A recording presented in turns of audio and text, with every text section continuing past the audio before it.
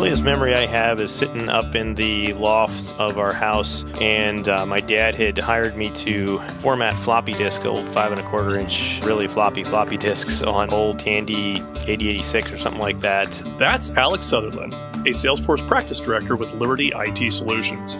I'm Josh Burke, a developer evangelist with Salesforce, and here on the Salesforce Developer Podcast, you will hear stories and insights for developers from developers. Now, that was a little bit of insight into Alex's entrepreneurial spirit. We're also going to talk about some of his time with Salesforce and experiences with the military. But to continue on with that thread, he also had a little bit of an interaction with something you might remember as the Y2K bug. Oh no, Y2K is coming. We got to replace all the computers. And so I had learned enough about networking and servers and workstations and stuff. Rebuilding computers back in the day was kind of really got my start. Yeah, so I was, as a high schooler, got kind of a dream job, run around building computers and replacing them and stuff. So that's kind of what really made me a professional IT guy. Was doing that right before Y2K. Now, mind you, Alex at this point had just gotten his driver's license, which I think at that point in time, I was probably playing a lot of Wolfenstein 3D, or maybe Doom. Might have been Doom at the time. But anyway, Alex has this IT internship behind him, and he goes on to college in order to take things a little bit past the theoretical. I had a hard time making the connection between what we learned in the classroom and how it would be applied in the real world. And so that was something I was I felt a gap there. And I'd always been interested in business and entrepreneurship, as you mentioned. And so I thought, well, let me get a bachelor's in business administration. So I completed that computer information systems program and then transferred to a bachelor's program, but minored in IT so I could kind of keep the credit for all those information sciences courses I took. And in my bachelor's program and filling out some of the IT minor program requirements, I took a database design course. When I was doing the small business IT consulting, one of our clients said, "Hey, we've got this spreadsheet or something that needs to get turned into a database." And I was like, "Oh yeah, sure, I can do that. I can figure that out." Well, unfortunately, I didn't know the first thing about normalization or object modeling or anything like that. So unfortunately, I made a pretty big mess trying to make the database, and my boss had to hire a guy to come in and untangle it and do it the right way. So that was a painful lesson that I really didn't know what I was doing. So then I took the database design course, and it was like, enlightenment, eureka. I was like, oh, there's a science to this. And I was really fascinated by the science of database design, data modeling, data structures, and really excited about it and wanted to. It kind of ignited a passion to learn more about it. But I really didn't like Microsoft Access, which was where we learned how to do that. And all the other database things I knew about were, Oracle or SQL Server, and they were expensive. And so I thought, well, I don't know if I'll get to do this or not. But that was kind of my, some of the formative things in my college years that planted some seeds, in my mind about what software development, application development, things like that might consist of. Like so many people in our ecosystem that I talked to, Alex's earliest experiences with Salesforce evolved out of kind of bad experiences with databases and spreadsheets. Another experience that was formative, I was temping after college, and I got hired in a temp job where I was copying data from a green screen into a spreadsheet every day. That was pretty much my whole job, was copy paste from the green screen to the spreadsheet, save the spreadsheet, and rinse and repeat every day. So yeah, that was another formative thing of like, I know this can be so much better. I even I asked somebody, I'm like, hey, could I look into writing a script to do this? Because I bet I could kind of automate myself out of a job here. And they were like, thanks anyway. Thankfully, some folks that I knew were working for a small startup company that was doing a multi-tenant enterprise application. At the term at the time was application service provider. We didn't really have SaaS popularized yet, but they knew about Salesforce and were kind of trying to emulate Salesforce. This was back in 2005, and they desperately needed customer service folks to join the team, and I was looking for a job, so it was a good fit. It was very technology adjacent, kind of merged my worlds pretty well, and they were using Salesforce for CRM, not very well at all at the time, but they had it at least as an account and contact repository. Okay, so we've gotten to the point where Alex is getting engaged with Salesforce, but this episode is a lot about how various aspects of Alex's life have kind of become intertwined.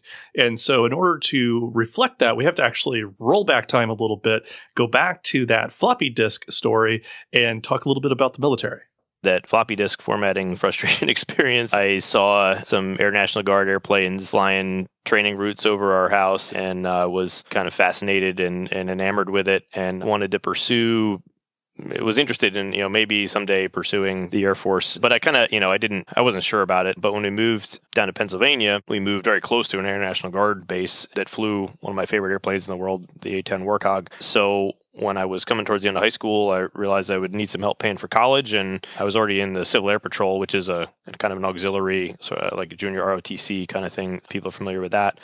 And I decided to go and talk to them and see, if there's some opportunities and help get college paid for, and pursue that passion that I had for aviation and the Air Force, and do something a little different as well, because I was already doing a lot of computer work and office work. So I sort of enlisted a little sooner than I expected to. I had to get my mom to come sign the papers at the age of 17 to enlist. But so that was in the year 2000 that I enlisted and went off to boot camp, and I chose a job that was more aviation oriented, kind of aircraft maintenance, and very hands-on, very mechanical, because I wanted to do something kind of to broaden my horizons a bit as well. And so that was in the year 2000, right before things changed a lot in terms of world events. First of all, Alex is completely right. The A-10 Warthog is an amazing piece of machinery. My dad's a pilot. He's taken me up on planes a couple of times, and so I'm a little bit of an aviation nut myself. Second of all, what Alex is referring to here is the shift from the National Guard being mostly a domestic service to what it is now in a post 9/11 world. Certainly, yeah. So, as I was just wrapping up my initial training is when September 11th happened, and the demand for support from the military and from the reserve components in particular, which the National Guard is one, really kind of exploded after that. So I had the opportunity and the duty to go overseas and support contingency operations around the world, primarily in the Middle East and Southeast Asia. So I've been over there 5 times so far in my career, and I actually have some funny IT stories from over there. Helped make Ethernet cables, and I discovered the limits of Ethernet cables, the length of them, trying to stretch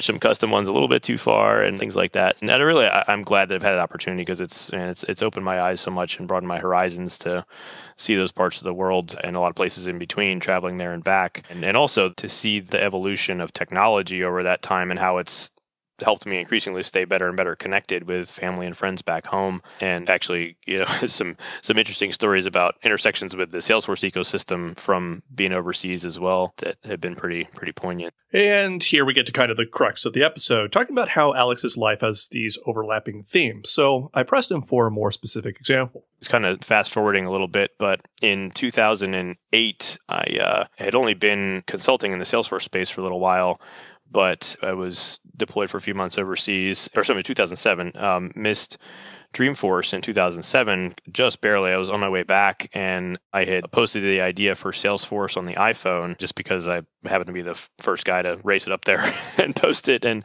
I got a shout out in the keynote for posting that idea, and all my colleagues who were there were emailing me like, "Hey, we just saw you mention the keynote at Dreamforce."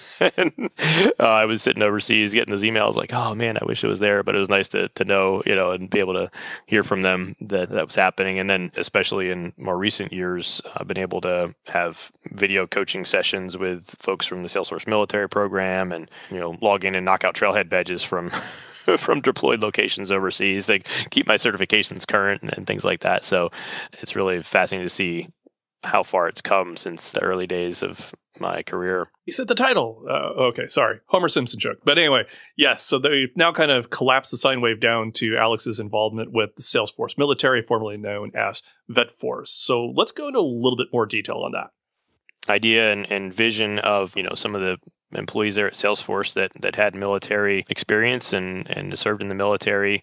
And it was at a time when there were a lot of folks getting out of the military. And we also had tremendous, obviously we've had perennial demand for Salesforce professionals, but it was getting particularly acute in the early 2010s. And that was right on the time. So in my military career, I had kind of restarted it pursuing a career as an aviator on cargo aircraft. So I'd gone away for about 2.5 years for training for that position and career. So I had just come back from a couple of years in active duty, which had given me a real taste for a lot of the career transition challenges that active duty military folks experience. And I was really blessed because I had already been in a civilian career for a long time, and I knew I wasn't worried about kind of picking up where I left off when I came back, other than that there were going to be a lot of Salesforce release notes to catch up on when I got back through 2.5 years of not paying too close attention to them. And certainly a lot did change in that time. But my employer, very graciously plugged me right back in when I got back. And as I was getting reconnected in the ecosystem, I saw that this VetForce program had been launched. And so I was excited to kind of see these two rather separate parts to my life up until that point were intersecting in this way. So I was able to attend some of the early Salesforce military sessions or VetForce sessions at the time at Dreamforce, and even some of the folks that I'd worked with in the past that contributed to help getting it started, who had military experience. Glenn Weinstein from a CTO at Aperio that I'd worked with, he was helpful, a kind of executive sponsor in getting it going, along with Dan Streetman at Salesforce at the time. And so it was great because I already had some relationships with these folks and was able to become an advocate from the very early days of the program and see it grow and evolve over time. So I've been able to continue to be involved as a coach and an advocate and a mentor for folks in the program since I've been blessed to be in this ecosystem for a long time. I want to help other veterans. And I'd been talking about it to a lot of veterans before the program started, saying, hey, working in cloud computing is great because you can do it from pretty much everywhere, even overseas where we are.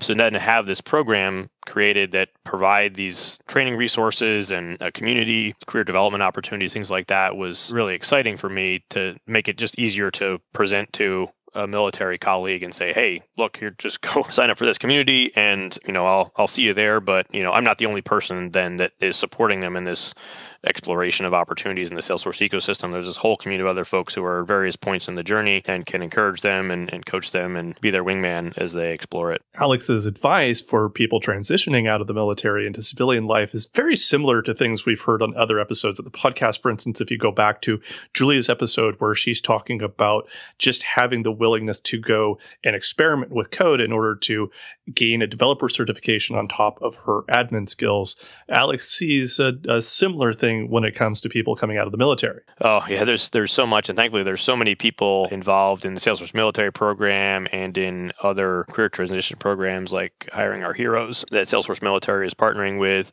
But really, the biggest thing is just to be bold and to reach out for help and don't inhibit yourself in what you pursue. You can't wait for somebody to tell you exactly what to do. Is kind of explore and be curious. That's the best thing you can do for yourself and for your career, is to set goals and pursue them, but to be curious and explore things and try things. In the military, for good reason, we have very rigorous training and procedures that we have to follow to make sure that we're safe and effective. But technology is often a much more creative space. And so you have to be creative in how you approach solving problems and how you interact with customers to figure out, what their needs are and then translate those into solutions. And so that's something that I think military folks just need to experience and learn how to be more creative in solving problems and learning things and become more self-directed in learning, because the military careers have often a lot of structure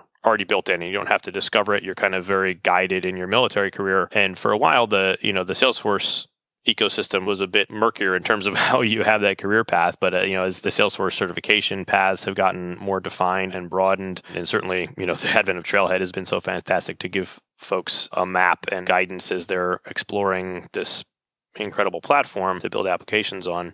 There's so much that's being built and delivered to help folks do that, but there's still a lot where they have to explore for themselves and figure out what it is that they want to do for themselves.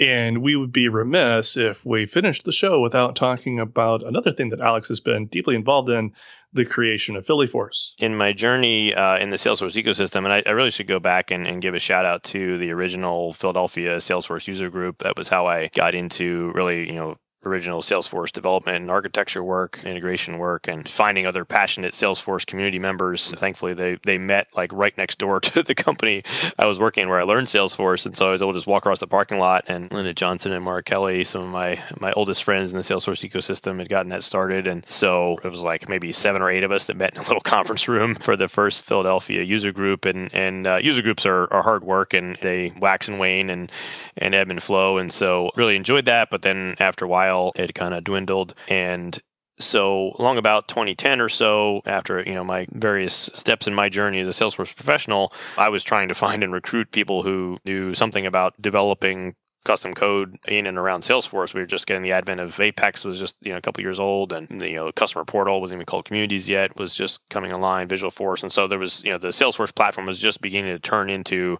a very rich application development platform.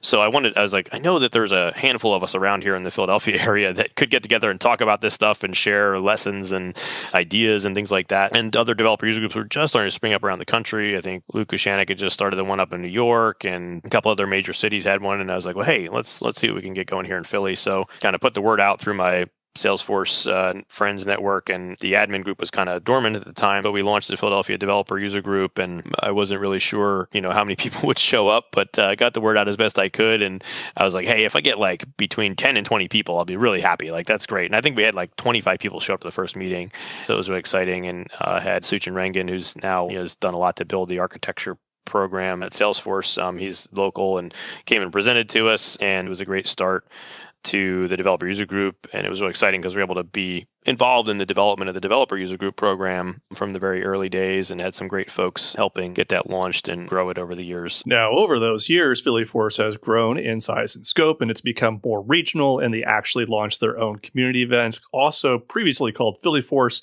this year being rebranded into Mid-Atlantic Dreaming. And when Alex and I talked, he had just learned that Jillian Bruce and Samantha Reddy will be keynoting, two people I highly recommend you see on stage. Now, before we go, I did ask Alex what his favorite non-technical hobby was. I think getting out in nature, this may sound cliche with, trailhead and all that, but it really is. I grew up in the mountains and hiking, and I kind of had gotten away from that a bit just with the busyness of life and everything. But recently I've had a desire to get back into nature more and do more hiking with my kids and wife and get out there and explore nature. So that's something that I have enjoyed getting back into. And that's our show. Thank you for listening. If you would like to learn more about this podcast, head on over to developer.salesforce.com/podcast, where you can hear old episodes, read transcripts of episodes, and see links to your favorite podcasting service of choice to like and subscribe. I'll talk to you next week.